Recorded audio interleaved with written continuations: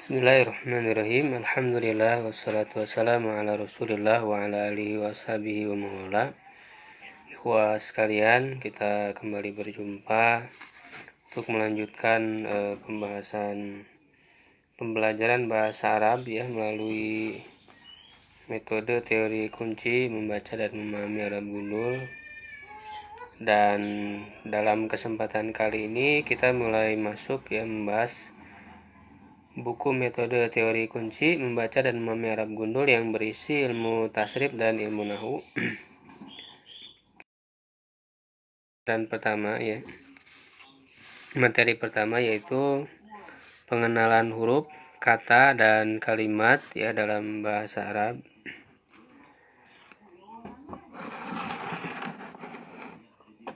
Terlebih dahulu kita memahami ya apa yang disebut dengan bahasa.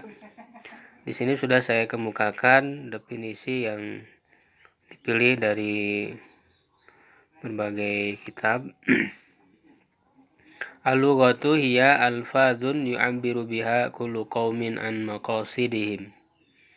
Bahasa itu adalah lafaz-lafaz yang digunakan oleh setiap kaum untuk mengungkapkan maksud-maksud mereka. Ya, jadi yang dimaksud dengan bahasa ya, bahasa apapun. Ya, baik itu bahasa Arab ya, bahasa Indonesia, bahasa Inggris dan yang lainnya. Ya, itu hakikatnya adalah lafaz-lafaz yang diungkapkan oleh setiap kaum, setiap bangsa ya yang memiliki bahasa yang sama ya untuk mengungkapkan maksud-maksud yang ada dalam diri mereka. Nah, begitu juga bahasa Arab. Jadi ini berupa lafaz-lafaz ya, baik kemudian diungkapkan secara lisan ataupun secara tulisan. Nah, tersusunnya bahasa ini ya ataupun lafaz-lafaz yang kemudian menjadi satu bahasa ini ya tersusun pertama kali dari huruf.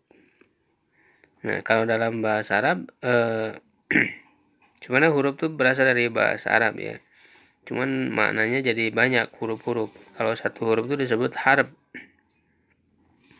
Huruf-huruf disusun menjadi satu kata ya dalam bahasa Arab disebut kalimah. Ya, jadi kita harus mengetahui terlebih dahulu istilahnya ya. Huruf sama dalam bahasa Arab juga huruf atau al-harf. Nah, kalau kata dalam bahasa Indonesia itu dalam bahasa Arabnya disebut kalimah. Dan kata-kata disusun menjadi suatu kalimat yang sempurna. Ya, dalam bahasa Arab disebut jumlah mufidah atau jumlah saja tanpa tambahan kata mufidah. Ya, jadi kalau kalimat dalam bahasa Indonesia, bahasa Arabnya disebut jumlah atau jumlah mufidah. Gitu ya. Jadi tersusun pertama kali dari huruf, dari al-harfu, dari huruf ini kemudian disusun menjadi al-kalimah kata, lalu disusun menjadi al-jumlah atau al-jumlatul mufidah ya, menjadi kalimat yang sempurna. Nah, kemudian kita lihat apa yang dimaksud dengan al-harfu. Ya, al-harfu huwa ma yatarakkabu minhul kalimah. Al-harfu atau huruf yaitu apa-apa yang tersusun darinya suatu kata. Ya. Yaitu huruf-huruf yang kita kenal dengan huruf hijaiyah dari alif sampai ya. Tentu kita sudah mengetahuinya ya, huruf hijaiyah ya alif, ba, ta, sa ya sampai ya. Nah, nanti dari huruf-huruf ini bisa kita susunkan menjadi satu kata atau al-kalimah dalam bahasa Arab. Kemudian kita lihat al-kalimah, ya al-kalimatu hiya lafzun lahu ma'nan. Al-kalimah ya atau kata dalam bahasa kita yaitu suatu lafaz yang memiliki arti. Nah, jadi satu lafaz ya yang tersusun dari huruf-huruf ini tapi memiliki arti ya syaratnya. Kalau tidak mempunyai arti maka tidak disebut al-kalimah. Contoh, nah kalau kita sudah mempelajari ya bahasa Arab dasar sebelumnya tentu kita sudah punya bekal kosakata ya. Ya tentu kosakata yang di bawah sudah tidak asing ya karena sudah kita pelajari. Ya. Nah, sebenarnya ini mencerminkan pembagian kalimat yang ada 3 ya. Nanti itu isim ya, kata benda, fi'il kata kerja, huruf kata sambung atau kata bantu. Madrasatun sekolah ya, daftarun buku tulis, mirsamun pensil gambar. Ya, ini kan kata benda ya, isim. Yaktubu menulis, yaqra'u membaca, ya jadi duduk. Ala di atas, bi dengan, an dari atau tentang, min dari, fi di atau di dalam. Nah, kemudian dari kata-kata ini kita susun ya menjadi satu kalimat ya sempurna atau jumlah al-mufidah. Ya, mari kita lihat definisinya. Al-jumlatul mufidatu hiya at-tarkibul ladzi yufidu faidatan tammatan wa tusamma aidan kalaman. Al-jumlatul mufidah atau kalimat sempurna yaitu suatu susunan kata yang memberi faidah makna yang sempurna. Ya, dinamakan juga al-kalam. Artinya kalimat sempurna yang sudah dipahami oleh penerima informasi atau mukhatab ya tanpa menimbulkan pertanyaan ya, atau istilahnya disebut yahsunus sukutu alaih. Ya, dianggap baik jika diam darinya. Ya, artinya sudah jelas, sudah memberikan makna yang sempurna ya, tidak menimbulkan kerancuan ya yang membuat orang itu menjadi bertanya. Jadi intinya ini adalah kalimat sempurna. Nah, mari kita lihat contohnya. Ya, misalnya, nah ini adalah terdiri dari beberapa kata ya, huwa, ya jelisu, ala, al-kursi. 4 kata kita susun menjadi satu kalimat. Ya, huwa ya jelisu ala al-kursi, dia seorang laki-laki sedang duduk di atas kursi. Nah, ini kalimat sempurna, sudah jelas ya pemahamannya.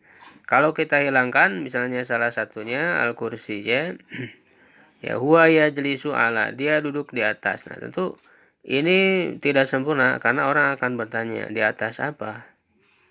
Ya, kalau tidak sempurna dia tidak disebut jumlah ya karena kalimatnya masih kurang.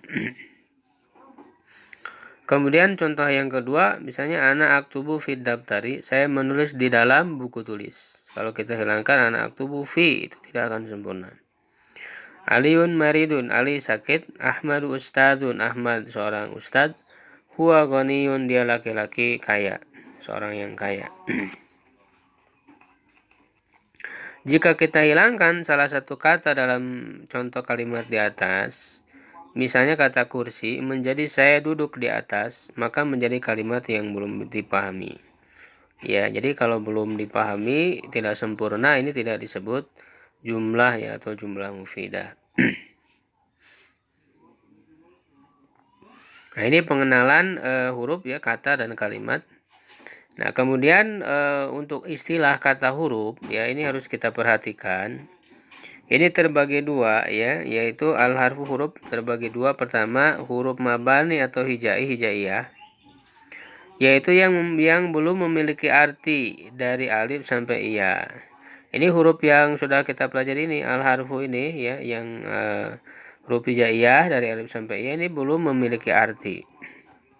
Nah, nanti ada istilah ya yang disebut huruf ma'ani, yaitu yang sudah memiliki arti. Nah, huruf ma'ani ini sebetulnya nanti akan masuk ke dalam pembagian al-kalimah kata. Ya, dalam bahasa kita huruf ma'ani disebut kata bantu atau kata sambung. Ya, misalnya wa dan ya au atau summa kemudian min dari ya. Jadi huruf itu ada yang disebut huruf mabani atau hijai dan huruf ma'ani ya. Nah, kemudian kita masuk kepada pembagian al-kalimah atau kata ya.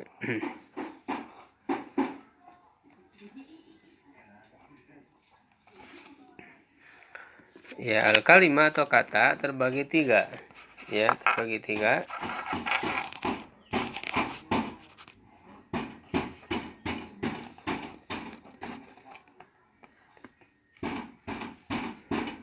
Nah, yaitu isim ya, kata benda. Secara mudahnya ya kita sebut isim itu adalah kata benda ya.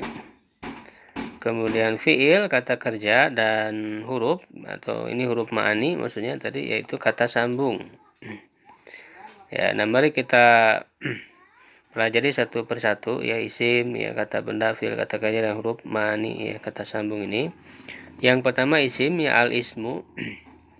Kalimatu huwa kalimatun dalat ala ma'nan fi nafsiha walam tuqtaron bizamanin. Al-ismu atau isim kata benda yaitu suatu kata yang menunjukkan arti pada dirinya sendiri dan tidak disertai dengan waktu. Ya. Jadi ini karena tadi pengertian kalimat yang mempunyai arti ya udah pasti. Ya, nah nanti untuk membedakan huruf, kalau isim itu dia memberi makna pada dirinya sendiri. Jadi dengan disebutkan kata dari isim ini sudah maknanya sudah tergambar jelas. Jadi ini maksud dari menunjukkan arti pada dirinya sendiri. Misalnya ketika disebut Muhammad, orang sudah tergambar ya. Misalnya kalau dia mengenal seseorang yang bernama Muhammad, maka akan terbayang orang tersebut. Ya, artinya sudah bisa muncul maknanya di dalam pikiran kita. Ya, begitu juga nanti fiil kata kerja juga sama memberi makna pada dirinya sendiri. Ini untuk membedakan dengan huruf. Kalau huruf itu tidak bisa memberi makna dari dirinya sendiri, tapi harus dari yang lain. Misalnya min, dari, itu kan tidak tergambar dalam pikiran kita. Nah, nanti untuk membedakan dengan fiil yaitu diberikan batasan ya, atau definisi walam tuktaron bizaman, dan tidak bisa disertai dengan waktu. Ini membedakan dengan fiil ya, kata kerja. Nah, waktu itu kan ada telah ya, sedang atau akan. Misalnya Muhammad ya, tentu tidak bisa kita mengatakan telah Muhammad, sedang Muhammad ya, akan Muhammad ya, karena ini adalah isim ya, yang tidak bisa disertai dengan waktu. Ya, contoh-contohnya ya, Muhammadun Muhammad ya, ustadun ustad, tilmidun murid laki-laki, khailun kuda ya, kalbun anjing, kitun kucing, daftarun buku tulis, mirsamun pensil gambar, toba syirun kapur tulis ya, syamsun matahari, komarun bulan, asjarun pohon-pohon. Tidak bisa disertai dengan waktu, artinya tidak dapat dimasuki unsur waktu yang mencakup masa waktu lampau, sekarang dan akan datang. Tentu kita tidak bisa mengatakan telah Muhammad, sedang Muhammad, akan Muhammad ya. Nah, untuk mengenali isim ini untuk memudahkan, yaitu ada tanda-tandanya ya, tanda-tanda bagi isim. Walaupun sebetulnya tidak semuanya isim memiliki tanda-tanda ini. Ya, ini untuk memudahkan saja. Yang pertama berakhiran kasroh. Ya, kenapa berakhiran kasroh tanda isim? Karena fiil tidak ada yang berakhiran kasroh. Atau huruf biasanya hanya terdiri dari 1-2 huruf. Ya, dan kalau satu huruf kan tidak disebut akhiran. Misalnya bi, li. Ya, justru dia cuma satu-satunya tidak disebut berakhiran ya, tidak disebut berakhiran kasar. Misalnya bi, ini kan huruf. Nah, lihat pada contoh bismillahirrahmanirrahim, ini akhiran katanya kasroh semua, dan ini menjadi ciri isim yang menunjukkan bahwa dia itu adalah isim. Misalnya bismi, ismi, kata ismi isim karena berakhiran kasroh. Allahi ya isim, Ar-Rahmani berakhiran kasroh isim, Ar-Rahimi isim.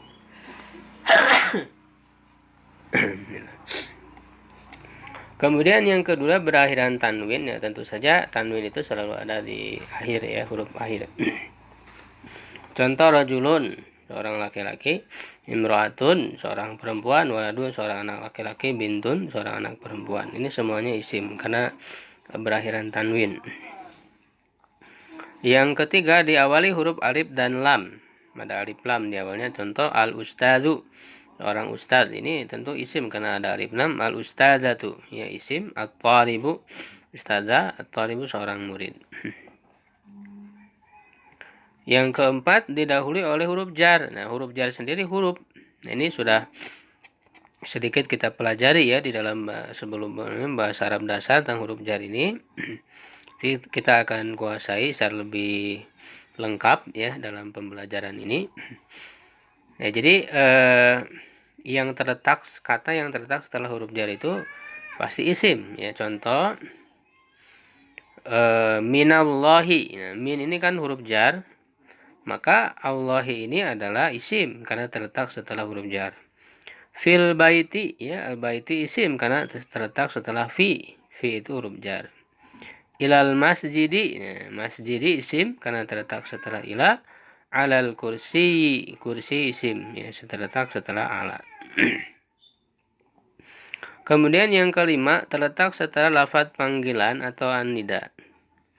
Ya, contoh ya Muhammadu. Nah, ya itu wahai, ini disebutnya lafadz panggilan an-nida. Nah, yang dipanggilnya itu tentu isim. Karena tidak mungkin memanggil fiil. Ya qira'a, wahai membacakan, tidak ya. Atau memanggil huruf, tidak mungkin. Pasti yang dipanggil itu adalah isim. Ya Abdullah, ya wahai Abdullah. Abdullah isim karena terletak setelah panggilan. Ya ayuhan nas, wahai manusia. Ayu itu isim karena terletak setelah ya. An-nasunya juga isim. Nah, huruf-huruf jar diantaranya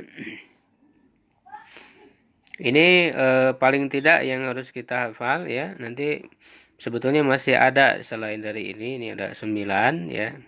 Paling tidak 9 ini bisa kita hafalkan ya. Min dari misalnya minan nasi, dari manusia. Ila ke atau kepada. Ila suki ya, ke pasar. An dari atau tentang. Anin nabi, dari nabi ya. Ala di atas atau terhadap. Alal maktabi, di atas meja. Fi di atau di dalam. Fil baiti, di rumah ya, atau di dalam rumah. Rubba, betapa sedikit atau betapa banyak. Nah, nanti untuk membedakan makna betapa sedikit atau betapa banyak, sebenarnya tujuan dari menggunakan kata rubba ini adalah menunjukkan keprihatinan. Ya, jadi nanti disesuaikan dengan fakta yang memprihatinkan dari kalimat tersebut. Misalnya kalau rubba rajulin karimin. Nah, lelaki yang dermawan. Nah, kalau kita katakan rubba rajulin karimin, berarti betapa sedikit lelaki yang dermawan itu. Karena ini menunjukkan keprihatinan. Kalau misalnya yang memprihatinkannya banyak ya berarti maknanya banyak. Misalnya rubba shaimin laisa min siyamihi ilal ju wal atos misalnya. Ya, itu maknanya berarti betapa banyak orang yang saum, tidak ada yang dia dapatkan selain lapar dan dahaga saja. Itu maknanya betapa banyak rubba di situ. Kemudian alba'u ya dengan maksudnya bi ya bil kolami dengan pulpen, bil mirsami dengan pensil gambar. Al-kafu maksudnya ka ya, artinya seperti, misalnya kal asadi seperti singa, kal komari seperti bulan. Alam untuk maksudnya li ya, atau kadang juga berubah jadi la tergantung kata yang di depannya ya, menyesuaikan dengan harokatnya.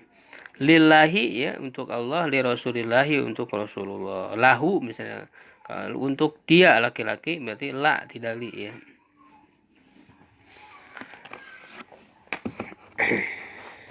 Nah, itu ya untuk isim ya. Kemudian fiil ya, kata kerja.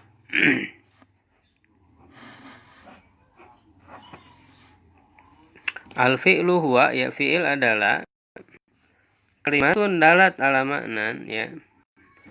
Kata yang suatu kata yang menunjukkan arti fi nafsiha ya, pada dirinya sendiri. Ini sama tadi dengan isim. Nah, nanti yang membedakan dengan isim itu waktu rinat bizamanin, dan bisa disertai dengan waktu. Nah, ini bedanya. Kalau fi'il itu bisa disertai dengan waktu ya. Misalnya kataba telah menulis, ini waktu lampau, telah menulis. Qara'a telah membaca. Ya, kemudian sedang atau akan, ya, yaktubu sedang atau akan menulis, yaqra'u sedang atau akan membaca. Ini bisa disertai dengan waktu. Untuk memudahkan ada tanda-tanda fiil.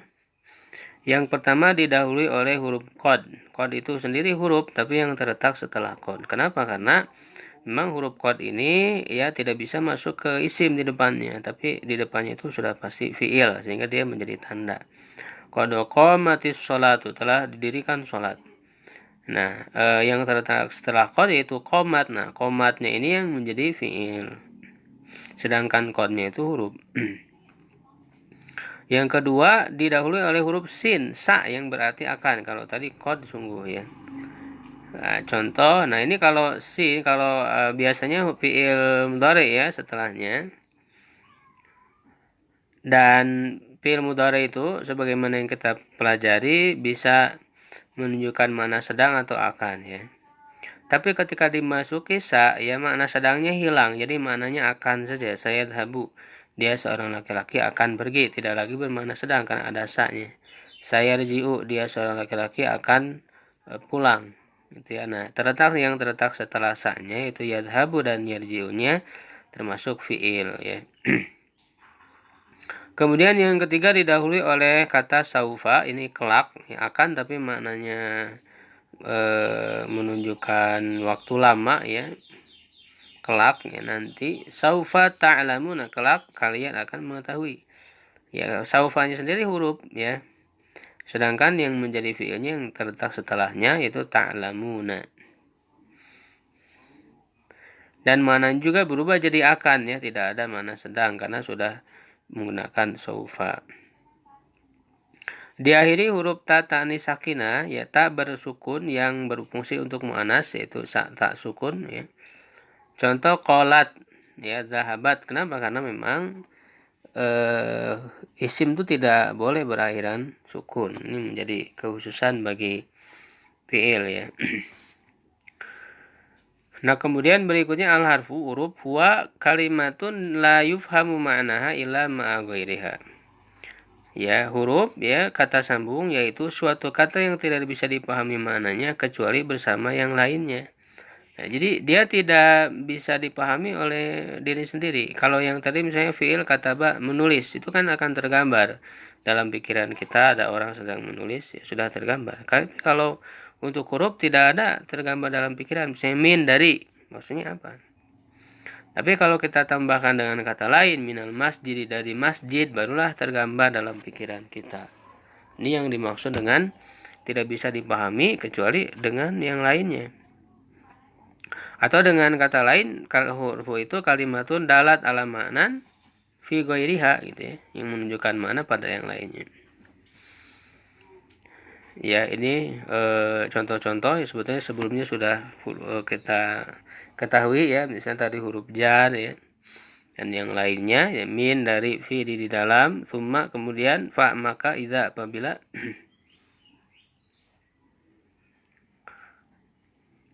Nah, sebetulnya ini saya salah menuliskan, idza ini sebetulnya tidak masuk kepada huruf ya, tapi sebetulnya ini isim ya. Ini bisa dicoret ya, salah saya dalam memasukkannya.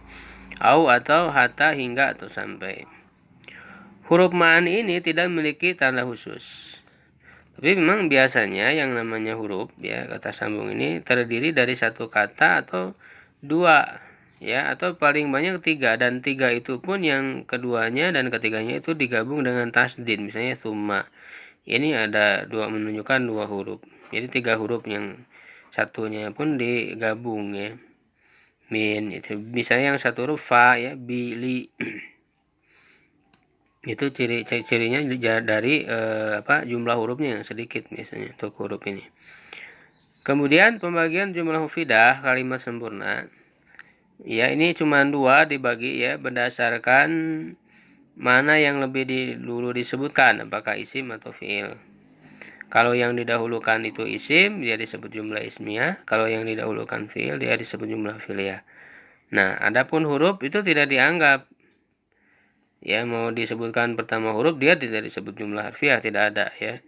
Yang dianggapnya itu isim atau fiilnya saja. Ya, yaitu jumlah kalimat yang dilalu oleh isim maka masbukatan bi ismin. Contoh Ahmadu maridun, Ahmad sakit. Nah, Ahmad ini terletak di awal dan dia berupa isim, disebutlah jumlah ismiyah. Al-waladu yaqra'ul Qur'an, ya, seorang anak laki-laki sedang membaca Al-Qur'an. Karena al-waladu ini isim terletak di awal disebut jumlah ismiyah. Nah, jumlah fi'liyah yaitu jumlah kalimat yang didahului oleh fi'il maka masbukatan bi fi'lin. Contoh marido aliun.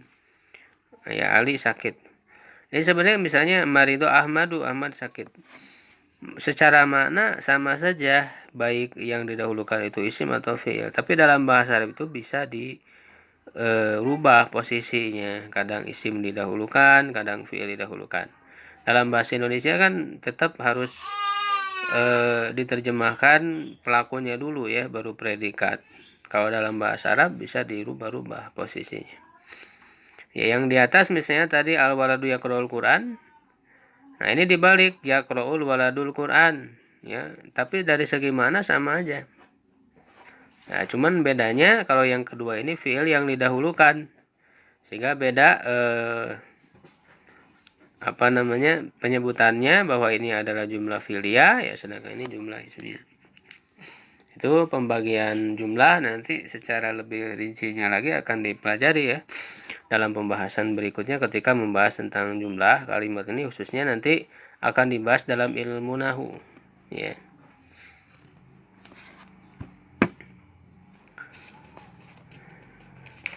Nah, kemudian kita untuk mengenali ya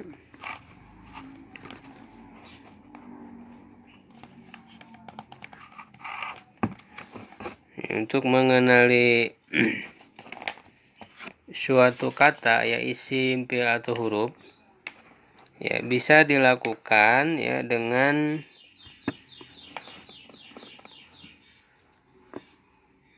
tiga cara ya. Yang pertama, mengamati tanda-tandanya sebagaimana yang telah dijelaskan. Jadi melalui tanda-tanda yang tadi yang sudah kita pelajari ya.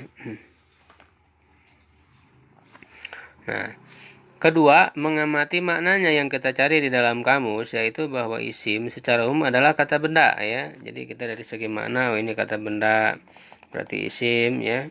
Fi'il ada kata kerja ya. Kalau kita lihat maknanya misalnya ini adalah kata kerja, berarti dia fi'il. Huruf adalah kata sambung ya. Kalau kata sambung dia adalah huruf.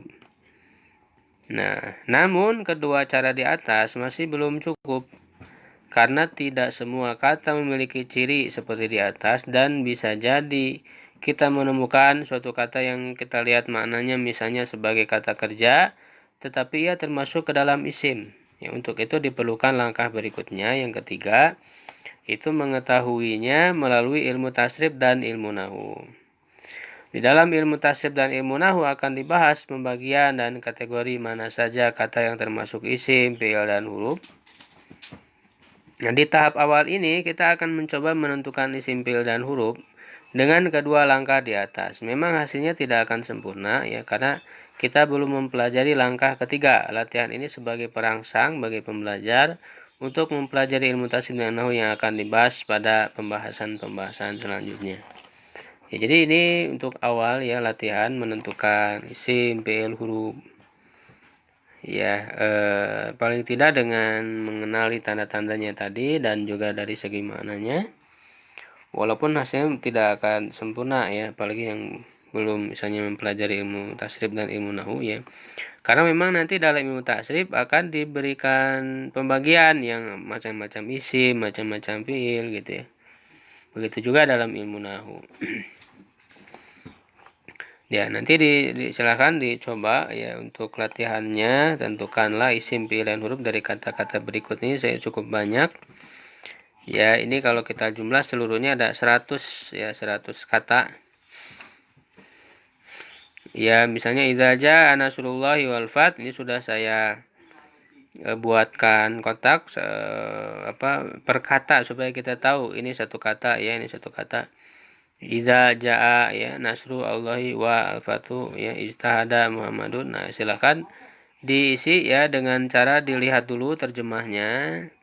Lalu juga amati tanda-tanda yang kita pelajari dari tanda sim, tanda fiil ya. Kalau ada ya sudah berarti jelas. Kalau tidak ada ya dilihat dari maknanya.